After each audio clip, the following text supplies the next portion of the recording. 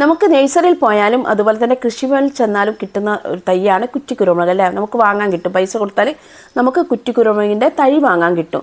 അപ്പോൾ ചെറിയ കുഞ്ഞ് തൈ ആയിരിക്കും, പക്ഷേ അത് നമ്മൾ കുറ്റിക്കുരുമുളക് കൊണ്ടുവന്ന് നമ്മൾ ചട്ടിയിൽ നട്ട് കൊടുത്തിട്ടുണ്ടെങ്കിൽ ഇതുപോലെ ഗ്രോത്ത് ആയിട്ട് വളരും കേട്ടോ. സാധാരണ കുരുമുളക് നമുക്കറിയാം തെങ്ങിൻ്റെ അല്ലെങ്കിൽ മാവിൻ്റെ കഴുങ്ങിൻ്റെ മുകളിലൊക്കെ പടർന്ന് പോകാനുള്ള ടെൻഡൻസി കൂടുതലാണ്. അതിങ്ങനെ പടർന്ന് പോയിട്ട് നമുക്കത് പറിച്ചെടുക്കാൻ കുറച്ച് പ്രയാസമാണ്. കുരുമുളകൊക്കെ ഉണ്ടാകും, പക്ഷേ നമുക്ക് പറിച്ചെടുക്കുമ്പോൾ കുറച്ച് പ്രയാസമാണ്.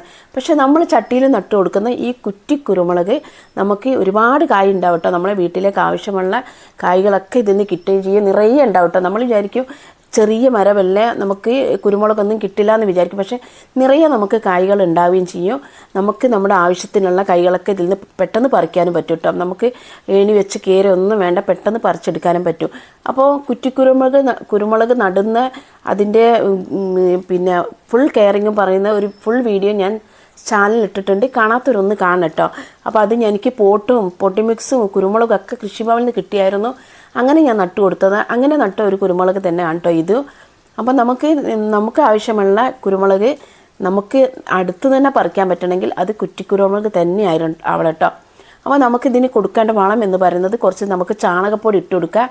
അതുപോലെ തന്നെ നടുന്ന സമയത്തും അതുപോലെ തന്നെ നല്ലൊരു പൊട്ടി മിക്സിൽ നമുക്ക് ചെറിയൊരു ഗ്രോ ബാഗിലായിരിക്കും ഇതിൻ്റെ തൈ കിട്ടാം.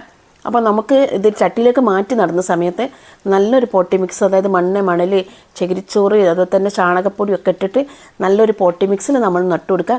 പിന്നെ മാസത്തിലൊരിക്കൽ നമുക്ക് കുറച്ച് ചാണകപ്പൊടിയൊക്കെ ഇട്ട് കൊടുത്തിട്ടുണ്ടെങ്കിൽ നമുക്ക് എന്ത് ചെയ്യാം, നിറയെ നമുക്ക് ഈ കുരുമുളക് പറിച്ചെടുക്കാൻ പറ്റും കേട്ടോ.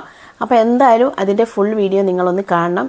അപ്പോൾ വീഡിയോ ഇഷ്ടപ്പെട്ടാൽ ലൈക്ക് ചെയ്യാനും കമൻറ്റ് ചെയ്യാനും ഷെയർ ചെയ്യാനും മറക്കരുത് കേട്ടോ. Okay, by.